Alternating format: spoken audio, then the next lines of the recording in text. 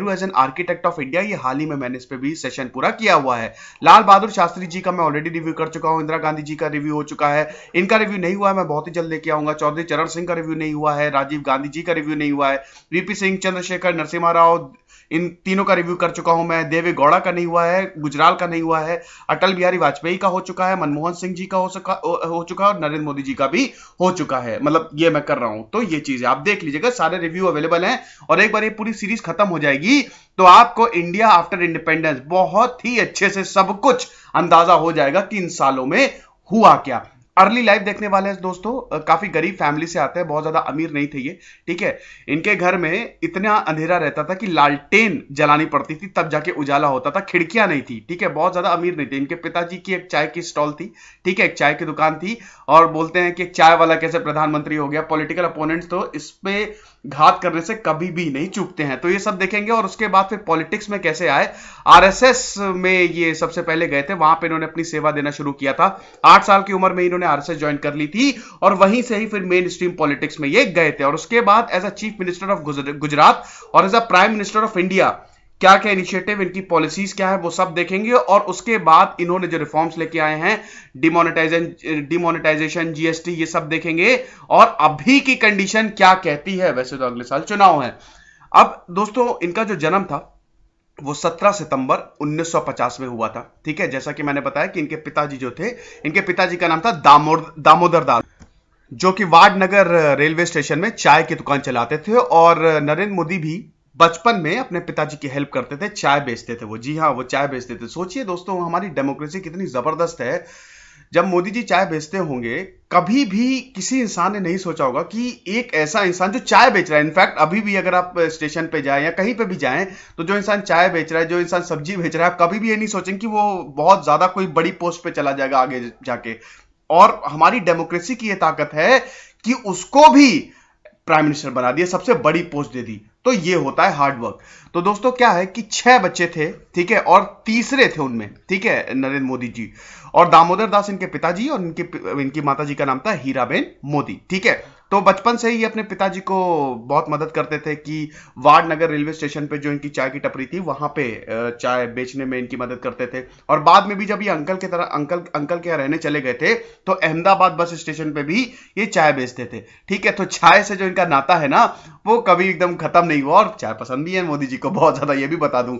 उसके बाद दोस्तों, सुबह तो ये चाय बेचते थे, अब पढ़ाई आपको कंप्लीट करनी है, सड़क पार इनका स्कूल था, सरकारी स्कूल था दोस्तों, एक एवरेज स्टूडेंट थे, तो वहां पे पढ़ने जाते थे।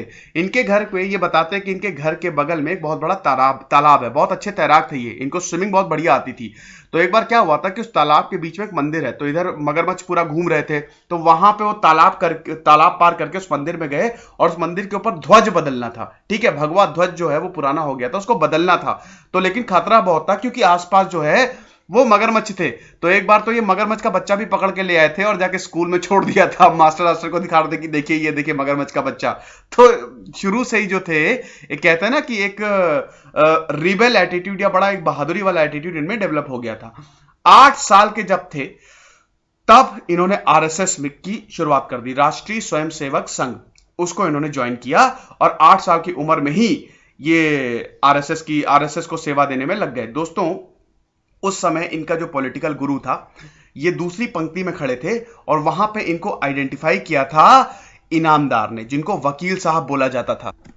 तो लक्ष्मण राव इनामदार ने इनको उस समय स्पॉट किया था, और उसके बाद फिर बाल स्वयं सेवक संघ, उसमें ये ज्वाइन किए थे, और वहां पे फिर उन्होंने अपनी सेवाएं देना शुरू की थी। अब उसके बाद दोस्तों कहानी आगे बढ़ती है, चाय की दुकान भी ठीक चल रही है, फैमिली भी ठीक चल रही है, लेकिन दिक्कत तब शुरू हो जाती है जब इनकी शादी तय कर दी जाती है। जी हाँ, उस समय क्या होता था कि बचपन में ही शादी तय कर दी जाती थी, तो मोदी जी की भी बचपन में शादी तय कर दी गई थी। अब उसके बाद ये बहुत नाराज होते हैं, बिल्कुल भी शादी नहीं करना चाहते थे।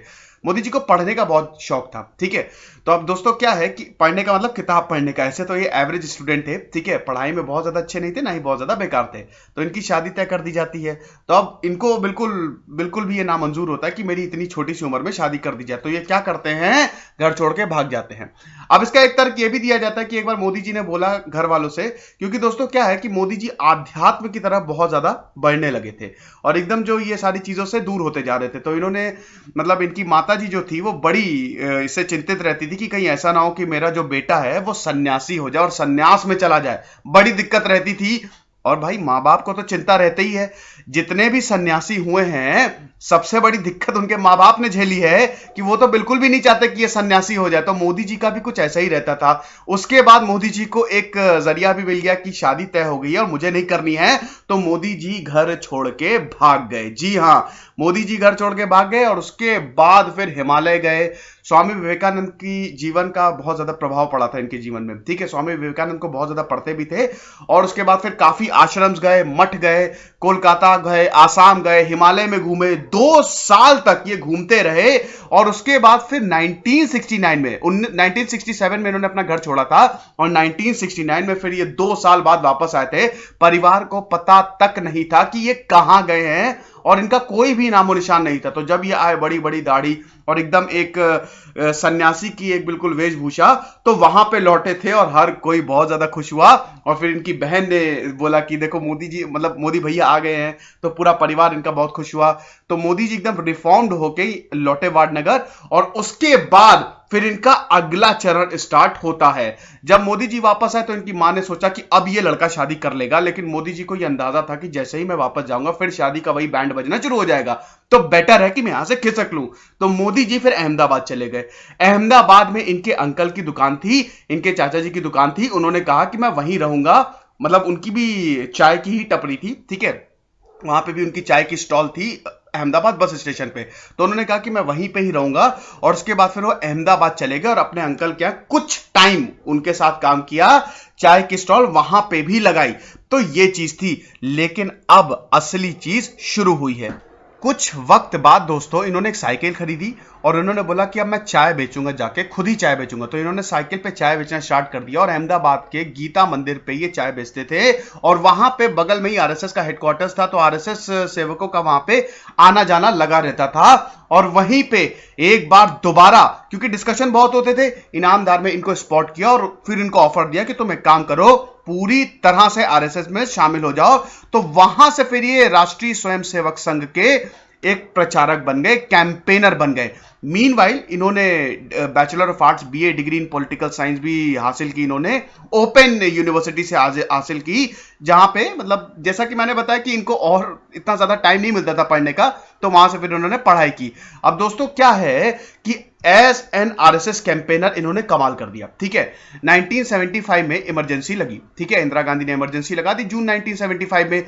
2 साल तक हर कोई अंडरग्राउंड हो गया। उस समय गुजरात जो था वो इंदिरा गांधी विरोधियों का गढ़ बना हुआ था, यहां पे सब लोग आते थे जो भी इंदिरा गांधी को अपोज करता था। तो मोदी जी को ये जिम्मेदारी दी गई कि जितने भी लोग आए उनको देखो, उनको अच्छे से बताओ सिचुएशन के बारे में, और इनको पैम्फलेट बांटने को भी बोला गया। दोस्तों ऐसा था कि इंदिरा गांधी को अपोज करने के लिए बड़े बड़े पैम्फलेट छपते थे और आइडियाज छपते थे, लेकिन इनको बांटना ये इलीगल था, क्योंकि इंदिरा गांधी जी ने इमरजेंसी लगाई थी। अगर आप बांटेंगे तो आपको सीधा पकड़ के जेल में डाल दिया जाएगा। 2 साल के लिए मोदी जी अंडरग्राउंड हो गए थे, क्योंकि उनको भी पता था ये सब जितने भी लोग अंडरग्राउंड हुए थे, क्योंकि बहुत लोगों को इन 2 साल में जेल में पकड़ के डाल दिया गया था, ठीक है, जितने भी लोग अंडरग्राउंड हुए थे वो इंदिरा विरोधी थे, ठीक है। तो यहां पे मोदी जी भी अंडरग्राउंड हो गए। तो एक टाइम वो सरदार का, कभी सरदार का भेष बदल के वो निकलते, कभी वो एक सन्यासी का भेष बदल के निकलते ताकि पकड़े ना जाए। और पैम्फलेट को, जितना भी जो पैम्फलेट छपते थे, ठीक है,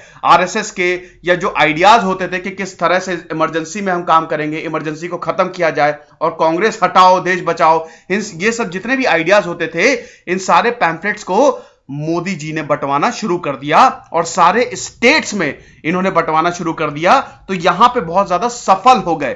तो जब इमरजेंसी खत्म हुई, आरएसएस ने इसको, मोदी जी को इसका इनाम दिया, क्योंकि इन्होंने बहुत ही एफिशिएंटली काम किया था। 1977 के बाद दोस्तों आपको पता ही है, जयप्रकाश नारायणन, जनता पार्टी आ गई और जनता पार्टी से फिर बीजेपी अलग होगी, भारतीय जनता पार्टी बन गई, ठीक है। वो सब मैंने ऑलरेडी कवर किया है, तो फिलहाल उसमें मैं इतना नहीं जाऊंगा। मैं अपना जो लेक्चर है वो फिलहाल मोदी जी पे ही सीमित रखूंगा। तो ये चीज है। तो अब दोस्तों क्या है कि इसको फिर इनका अवार्ड मिला, ठीक है। आरएसएस में ये एक के बाद एक बड़ी पोस्ट पे जाते रहे और गुजरात में इनका कद जो है वो बढ़ता रहा और जितने भी वहां पे कार्यकर्ता थे मोदी जी को एज अ हीरो देखने लगे कि ये बड़ा ही जो है हार्डवर्क करता है। यहां पे मोदी जी को एक बहुत ही बड़ा बूस्ट मिलता है। दोस्तों क्या है, गुजरात की बात करें तो वहां पे दो सबसे बड़े लीडर्स थे, मैं बताना चाहता हूं। एक तो थे केशु भाई पटेल, ठीक है, गुजरात के दो सबसे बड़े लीडर थे बीजेपी के। दूसरे थे शंकर सिंह वाघेला। तो ये दो ही लीडर्स थे जो सब कुछ देखते थे, लेकिन मोदी जी एक यंग लीडर थे, ठीक है, और बहुत ही यंग थे, ज्यादा उनकी उम्र उस समय थी नहीं और तेजी से वो ऊपर आ रहे थे।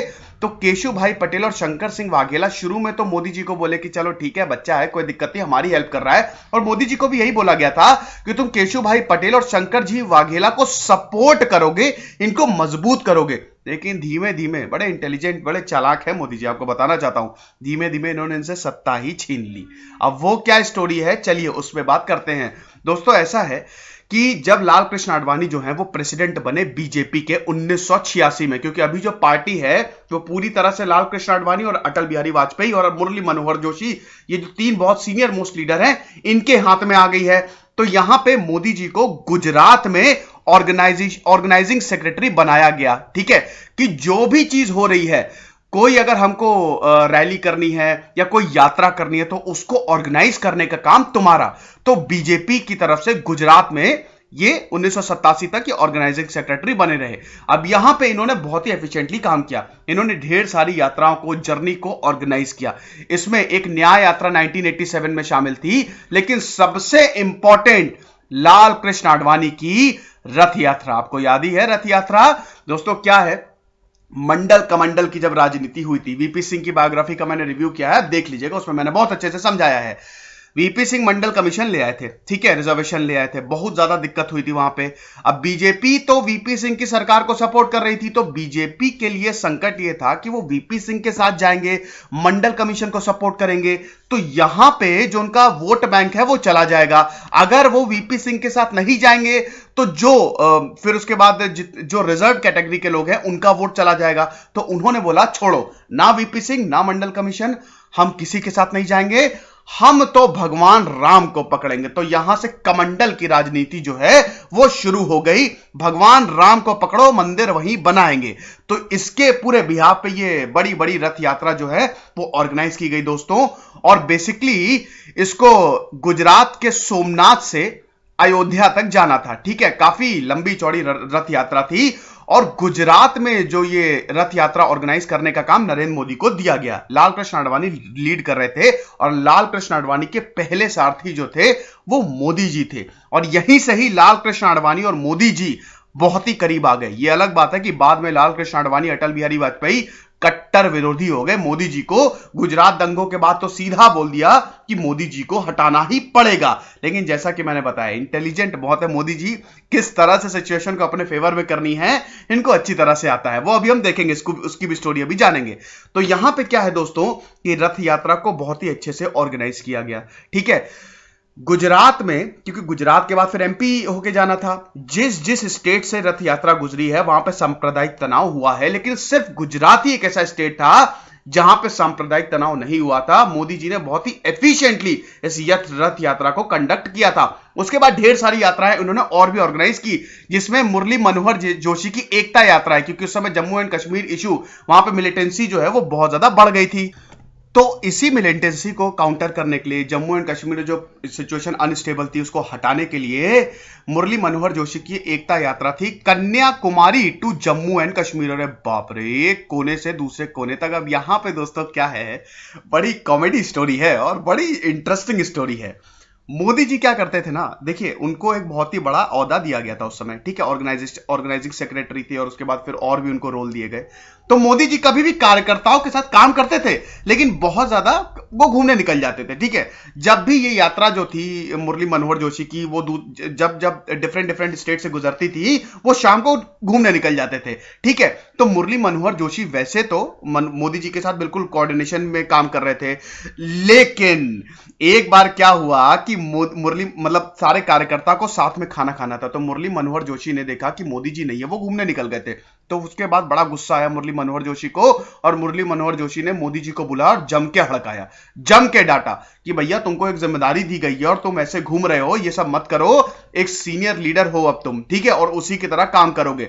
तो वहीं से ही मुरली मनोहर जोशी और मोदी जी के जो रास्ते हैं ना, वो थोड़े बहुत कहीं ना कहीं तो खटास से भर गए। ठीक है, मतलब जो उनका नेचर, मतलब जो उनका कोऑर्डिनेशन था, उनमें थोड़ी सी तो खटास आ गई रिश्तों में। ठीक है, लेकिन फिर भी मुरली मनोहर जोशी जो थे वो मोदी जी को ऐसा नहीं है कि पूरी तरह से मतलब उनको डिसलाइक करते थे।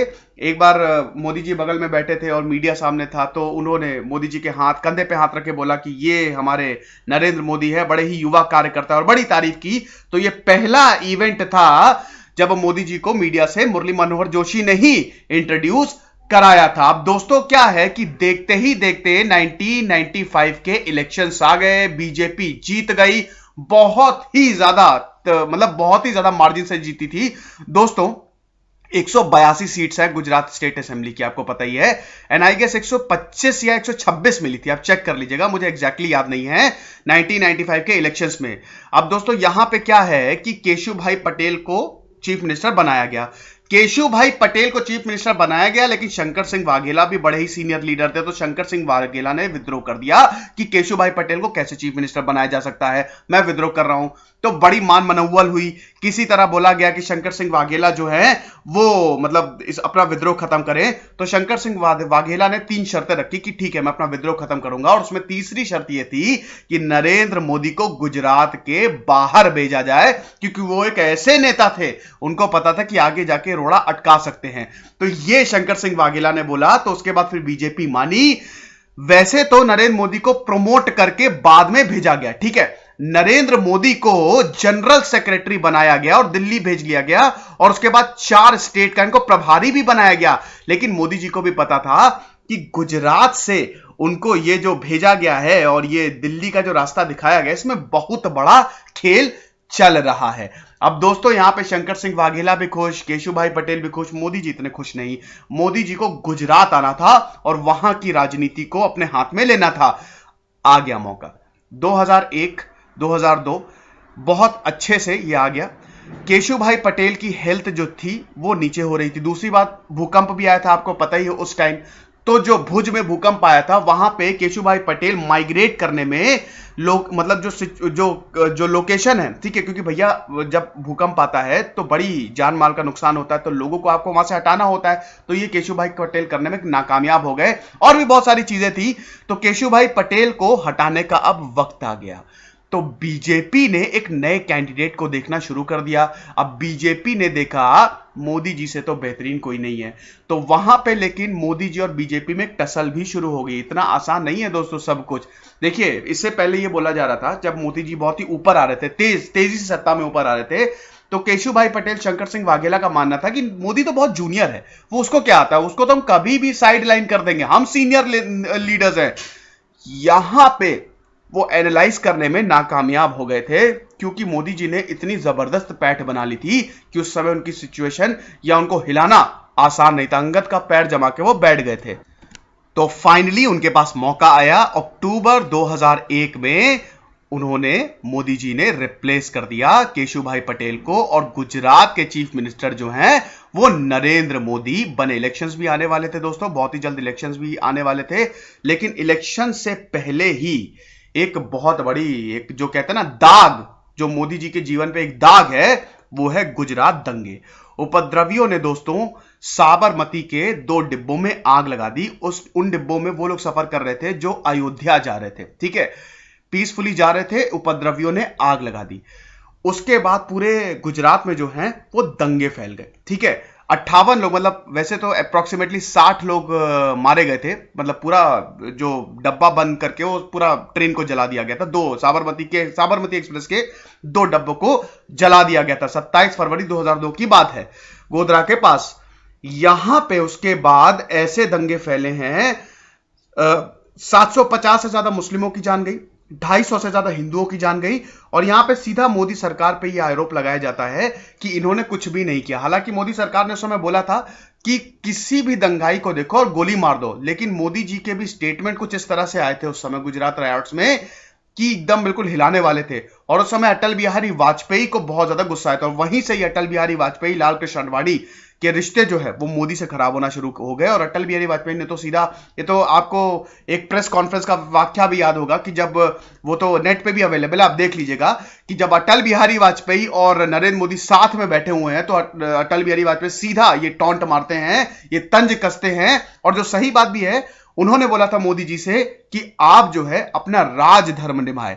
तो उस समय मोदी जी, वैसे तो पूरी प्रेस कॉन्फ्रेंस में बड़े असहज थे मोदी जी, तो जैसे ही उन्होंने ये बात सुनी तो मोदी जी ने उनको तुरंत काटते हुए बोला अटल जी को कि वही निभा रहे हैं साहब। तो अटल जी को भी पता चला कि अब ज्यादा दिक्कत, मतलब ज्यादा अगर मैं बात आगे बढ़ाऊंगा तो यहीं पे भी झगड़ा आना शुरू हो जाए। तो फिर अटल जी तो बहुत सुलझे हुए इंसान थे, तो उन्होंने फिर वहीं पे चीजों को खत्म किया।